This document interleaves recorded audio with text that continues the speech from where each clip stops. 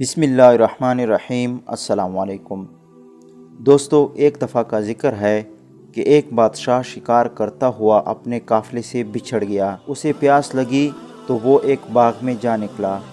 اس نے پانی طلب کیا تو باغبان کی بیٹی نے ایک انار توڑا اور اسے برتن میں نچوڑا۔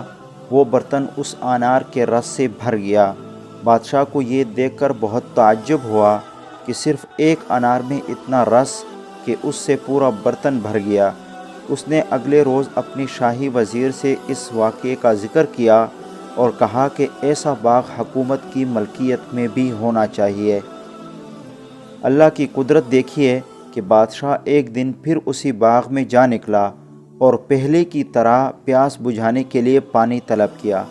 باغبان کی بیٹی نے مہمان کے احترام میں پھر ایک انار توڑا اور اسے برتن میں نچوڑا، لیکن برتن خالی رہا۔ 3-4 اناروں کے رس سے وہ برتن نہ بھر سکا۔ یہ دیکھ کر بادشاہ نے کہا کہ میں ایک دفعہ پہلے یہاں آیا تھا تو اس باغ کے ایک انار سے برتن مکمل بھر گیا تھا، اور اب 3-4 اناروں کے رس سے بمشکل بھرا ہے۔ اس کی کیا وجہ ہے؟ سادہ مزاج لڑکی نے جواب میں کہا، باغ وہی ہے، انار بھی وہی ہے۔ اس وقت تو پیاس سے بلبلا رہا تھا اور راستہ بھٹک چکا تھا، اللہ سے مدد مانگتے ہوئے یہاں آیا تھا۔ تب ایک انار میں بھی برکت تھی تو اس سے تیری پیاس بجھ گئی تھی۔ پھر تیرے دل میں اس باغ کو ہی حاصل کرنے کی خواہش نے جنم لیا۔